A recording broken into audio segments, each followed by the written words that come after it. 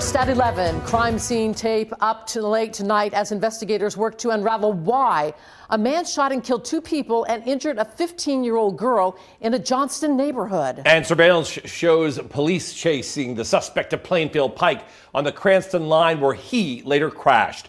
Authorities say he was shot and killed by police after pointing a gun at officers. Tonight, police remain tight-lipped about the specific motive and who the victims are, but we do know the gunman was in his identity. I'm Dan Janik. And I'm Patrice Wood. Tonight, someone who knew the shooter, James Harrison, is talking to NBC 10, and police believe it all started here in a Johnston neighborhood after a domestic and neighborhood dispute. Let's get to the night team's Molly Levine live in Johnston with new details. Molly?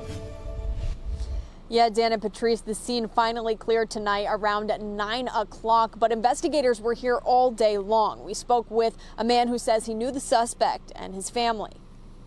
We always thought something was going on with the guy. You know, we had issues or something. James Harrison? Yeah, him. Yeah. Frank didn't want to share his last name, but says his aunt lives on Lygian Court, and his grandparents used to live here too. We're shocked, to hear something like that. We knew the people, their mother would, like I said, we knew the mother for years. Frank tells NBC 10 that 52-year-old James Harrison lived with his mom. And she was always a nice lady, and he was okay, but then growing up, you can tell that, he just stood to himself. He never had friends or girlfriends or nobody. He never interacted with anybody on the street. Apparently until last night. Officers located 3 shooting victims, 2 of which were deceased. Johnston police responded to Lygian Court around 7:30 Wednesday morning. Authorities say Harrison shot and killed someone in his own home but didn't say who it was. They say he also shot and killed his neighbor and a 15-year-old girl who has non-life-threatening injuries. Police say they were at the homes last night too, but didn't explain why. I tried to obtain a police report from Tuesday night, but was told they're not giving it out. And I'm not going to comment on that right now. Police say Harrison fled before police arrived this morning, sending out an alert to surrounding departments. An off-duty Cranston police dispatcher was in a cemetery, St. Anne's Cemetery in Cranston, at which time he spotted the suspect vehicle and suspect.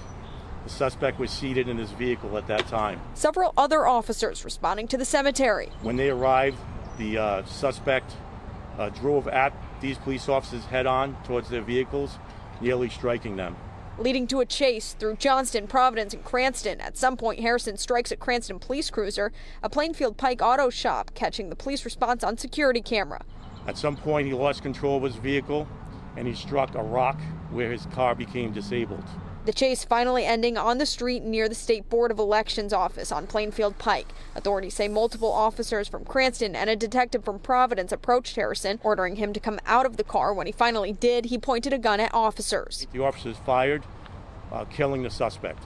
No officer injuries. The Attorney General's office now spearheading a multi-agency investigation, and nearby residents are on edge. I don't know how people with issues get guns. And guns everywhere. They pass them out like candy in this country. It's crazy. And we do have several emails out to Cranston and Johnston police departments to try to get these unanswered questions answered. Live from Johnston, Molly Levine, NBC 10 News Night Team.